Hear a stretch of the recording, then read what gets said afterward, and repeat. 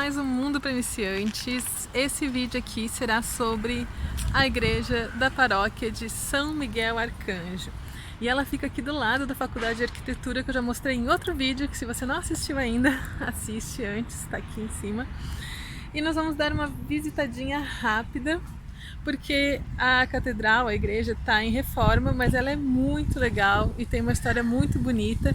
E quem está comigo hoje aqui, claro, como não podia deixar de ser, é o meu droninho. Então eu vou tentar mostrar para vocês umas imagens bacanas de drone, da arquitetura impressionante dessa igreja. Vem comigo!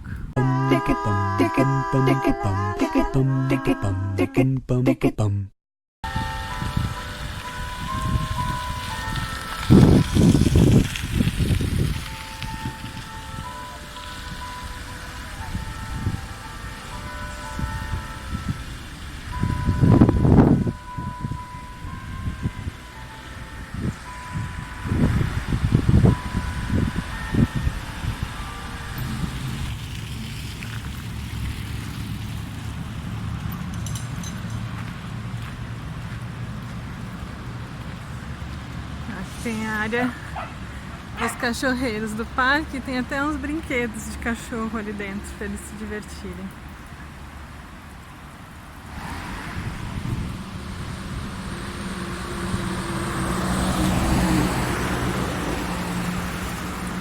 Ó, a pista vermelha é de bicicleta e a pista normal é de pedestres. E aqui fica a igreja que a gente estava escutando antes, assim.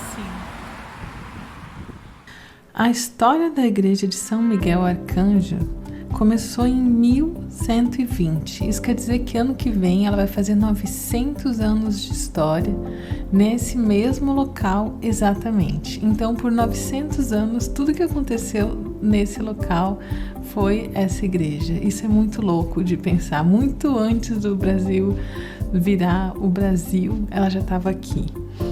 Então, no ano 1120 até 1125, teve um magnata que vivia aqui chamado Piotr Vostovich, que construiu uma paróquia aqui nesse local, que era o subúrbio de Wrocław ou Lubin.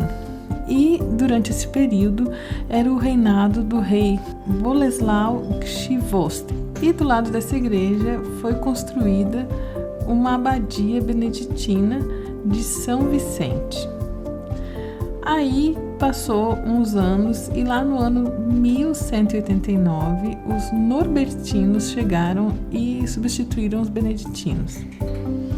E na área onde tinha as paredes que protegiam essa cidade, as muralhas da cidade, foram construídas 3 igrejas, para São Miguel Arcanjo, a Igreja de Todos os Santos, que também era paróquia, e mais uma paróquia que era do Ministério de São Vicente.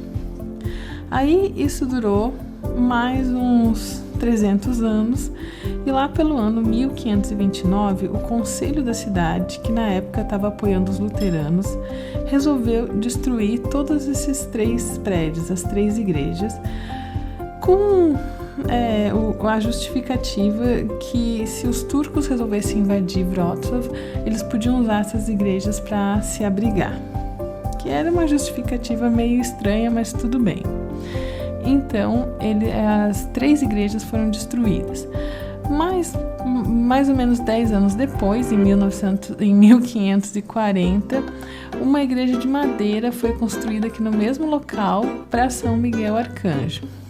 E como era uma igreja toda de madeira e parecia um puleiro de pássaros, as pessoas chamavam essa igreja da Igreja dos Pardais. E aí, no final do século XVI, essa igreja de madeira foi substituída por uma igreja de tijolos, sempre no mesmo lugar.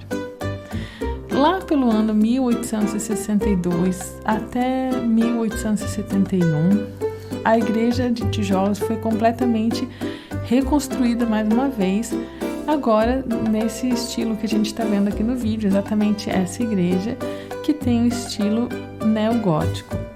E quem fez essa reconstrução, quem liderou, foi o arcebispo Foster. E ela foi a 4ª estrutura da mesma igreja construída nesse local. E continua mais ou menos até hoje, porque em 1868 a Torre Norte desabou e foi substituída por uma outra torre um pouco menor. E essa igreja aqui foi o primeiro templo católico construído em Wrocław desde que a Polônia foi desintegrada e essa parte virou Prússia, que seria a Alemanha hoje em dia. Então essa igreja aqui é um símbolo da resistência católica contra o Kulturkampf. Essa palavra significa a tentativa do governo de controlar a igreja. Então essa é uma peça de resistência da igreja contra o governo.